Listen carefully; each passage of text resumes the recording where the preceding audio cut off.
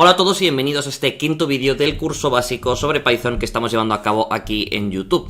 En este caso nos toca un vídeo muy importante porque vamos a hablar de un tipo estructurado de datos, el primero que tocamos en lo que es este curso, como son las listas, y que la verdad es que tienen mucha importancia a la hora de programar en Python. De hecho, me atrevería a decir que es el tipo de dato, ¿no?, con más utilidad real que tenemos en este lenguaje de programación. Pero bueno, antes de nada, como digo siempre, si tenéis cualquier duda o lo que sea, me la podéis dejar en los comentarios y por supuesto la contestaré pues al final del curso cuando haga un par de vídeos resolviendo estas dudas.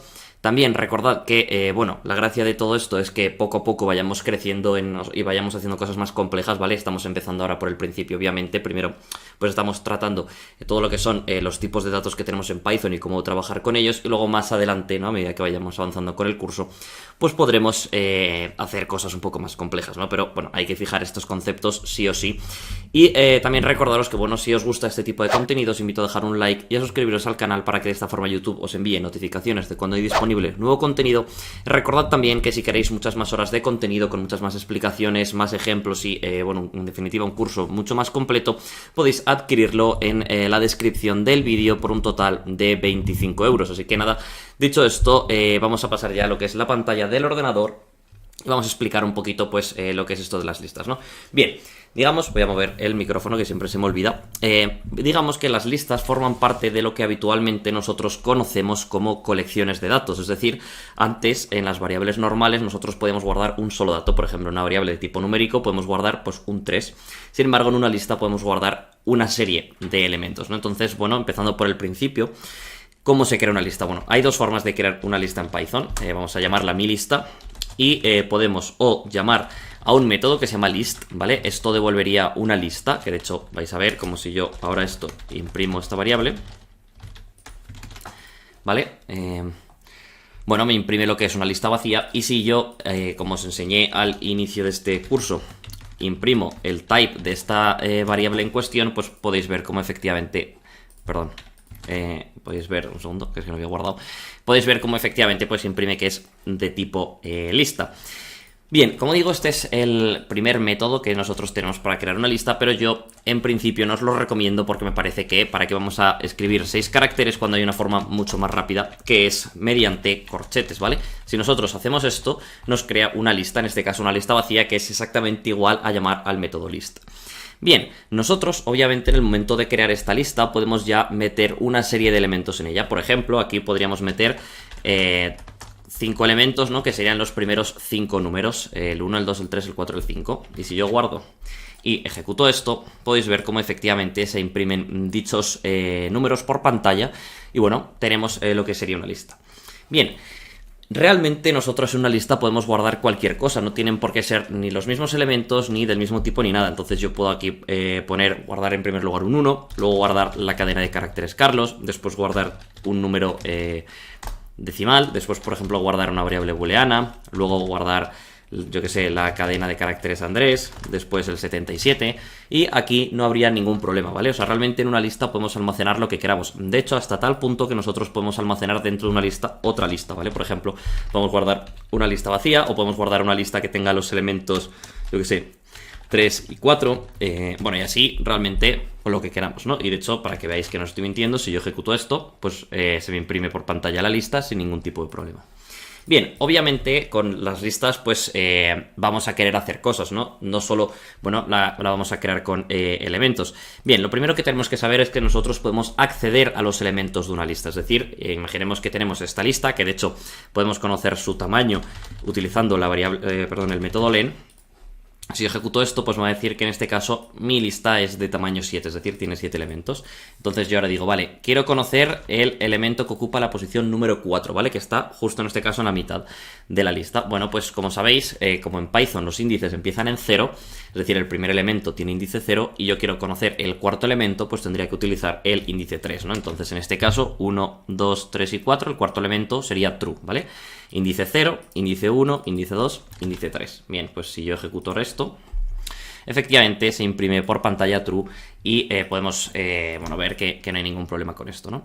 Bien, nosotros podemos utilizar estos índices para recuperar los elementos y imprimirlos por pantalla, por ejemplo, pero también podemos utilizarlos para modificar ese elemento, ¿no? Entonces, bueno, vamos a imprimir aquí por pantalla la lista, y entonces ahora lo que vamos a hacer es modificar ese true, ¿no?, que hay ahí, y vamos a poner que sea un false, ¿vale? Y entonces lo siguiente que hacemos es volver a imprimir la lista para ver cómo ha cambiado. Entonces nada, simplemente ejecutamos esto y podemos ver que la lista cambia, ¿no? Aquí pues tiene 1 Carlos, 3,14 true Andrés 77 y una lista con los elementos 3 y 4, y después tiene 1 Carlos, 3,14 false, ¿no? Ha cambiado de true al false, y luego todo lo demás sigue igual. Bien, nosotros podemos modificar los elementos de una lista de esta forma, pero habitualmente no vamos a querer hacer eso, o bueno, sí que lo vamos a querer hacer, pero no es el caso de uso más, digamos, más utilizado, ¿no? Realmente el caso de uso más típico es insertar nuevos elementos en la lista, ¿vale? Nosotros hemos creado esta lista que tiene 7 elementos, pero nosotros en un determinado momento podemos querer que haya más elementos en la lista, ¿no? Entonces, bueno, hay diferentes formas de hacer esto. Por ejemplo, tenemos el método insert, que nos permite pues pasarle un índice y un elemento, y entonces insertará ese elemento en el índice en cuestión. Pero no modificará. Bueno, os lo voy a enseñar. Imaginemos que yo quiero que vamos a decir que el segundo elemento de mi lista sea el carácter, o sea, la cadena de caracteres segundo, ¿no? Bueno, pues el segundo elemento es el de la posición número 1, el del índice 1, y yo aquí pongo la cadena de caracteres segundo, ¿vale? Tal y como veis ahí. Entonces, si yo ahora ejecuto esto, podéis ver cómo realmente me lo ha insertado en la segunda posición, pero ha desplazado el resto de la lista, ¿vale? Es decir, en este caso no ha modificado el elemento que antes estaba en la segunda posición, que era Carlos, sino que lo que hace es inserta en esa posición y todo lo demás lo desplaza. Pero habitualmente nosotros no utilizamos append, sino que solemos utilizar, perdón, no utilizamos insert, sino que solemos utilizar append. Entonces, básicamente, append lo que nos permite es insertar elementos al final de una lista. Y de esta forma, pues a medida, por ejemplo, si yo quiero tener una lista de clientes, por ejemplo, pues yo creo la lista y a medida que van llegando los clientes, los voy insertando en mi lista utilizando append. Entonces, poco a poco, pues se van insertando al final de dicha lista. Entonces, bueno, vais a ver como si yo ejecuto esto, pues segundo aparece al final y yo, pues yo qué sé, podríamos poner aquí otro append, ¿no? Y que en este caso pues meta, no sé, un true, ¿no? Por ejemplo. Bueno, si yo ejecuto esto, pues me inserta un true también, y así continuamente. Tenemos también una forma de borrar elementos de una lista. En este caso hay dos métodos. El primero es remove, que nosotros le tenemos que pasar el elemento que queremos borrar. En este caso podemos pasarle el elemento Carlos. Si lo ejecutamos, pues podéis ver que efectivamente desaparece. O tenemos el método pop, que lo que hace es lo mismo, pero en vez de pasarle el elemento que queremos borrar, le pasamos el índice del elemento que queremos borrar. Entonces, si queremos volver a borrar Carlos, como está en la segunda posición, pues le pasamos el 1 y ocurre exactamente lo mismo. Y por último, existe otro método que es un poco tontería, que es el método clear, que lo que hace es vacía la lista entera, ¿vale? La borra. Como podéis ver aquí, vacía todos sus elementos. ¿Por qué digo que es una tontería? Bueno, pues porque esta línea de aquí es exactamente equivalente a decir mi lista es igual a esto, ¿vale? Es decir, si tú igualas la lista a una lista vacía, pues la has vaciado también y no tienes que andar con punto clear. O sea que realmente, bueno, es un poco tontería. Y ya por último, deciros que otro método interesante que tienen las listas es el tema de ordenarlas, ¿no? Habitualmente nosotros vamos a querer ordenar listas. Entonces, aquí hay un problema. Y es que nosotros no podemos ordenar esta lista porque no existe un criterio para ello. Es decir, claro, aquí tenemos de todo. Entonces, ¿cuál es el criterio? Primero se ordenan los booleanos, después todas las cadenas de caracteres en orden alfabético, después los números también ordenados de menor a mayor, después así las listas. Pues eso, en principio no tiene sentido, ¿no? Entonces, para poder ordenar listas, en este caso sí que todos sus elementos tienen que estar o tienen que ser del mismo tipo. Con una salvedad, y es que realmente tú puedes programarte tu propia función, ¿vale? Y en esa función definir los criterios de ordenación. Pero bueno, eso ya es algo más complejo y escapa pues al propósito básico de este curso. Así que no lo vamos a ver, ¿no? Pero bueno, lo que sí que os voy a enseñar es que si yo ahora hago mi lista.sort, que es la forma en la que tenemos de ordenarla, y yo imprimo mi lista, vais a ver que esto no va a funcionar y me va a dar un error, ¿vale? Pero bueno, solo lo hago porque quiero que lo veáis. ¿Veis? Aquí dice type error menor not supported between instance of string and int. Entonces, bueno, la forma que tengo yo de poder ordenar una lista es, por ejemplo, si yo todos son números, ¿no? Entonces pongo el 1, el 5, el 2, el 3,5, el 4, el 8, el 21 y el 1. O el 3, yo que sé. Por ejemplo, ¿vale? Que por cierto, en una lista sí que puede haber elementos repetidos, ¿vale? O sea, yo aquí puedo poner todo unos, un 2 y un 3, ¿vale? Esto también se va a ordenar. Entonces, si yo ejecuto esto, podéis ver que me lo ordena pues en orden de menor a mayor. Hay una forma de que sea de mayor a menor y es pasarle aquí un método que se llama, o sea, un parámetro que se llama reverse y lo ponemos a true.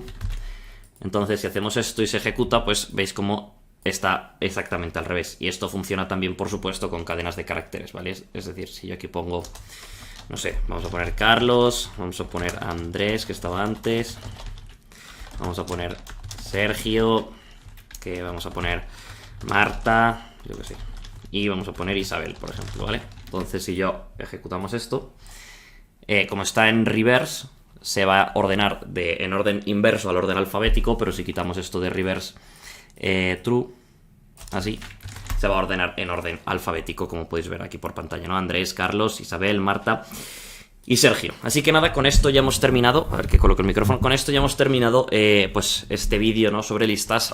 No sé si me habré explicado bien y si habréis entendido todos los conceptos de forma adecuada, pero bueno, yo imagino que sí. Si no, ya sabéis, me lo podéis dejar todo en la descripción y por supuesto que lo comentaremos en los vídeos estos que os digo del final del curso, en el cual vamos a resolver dudas.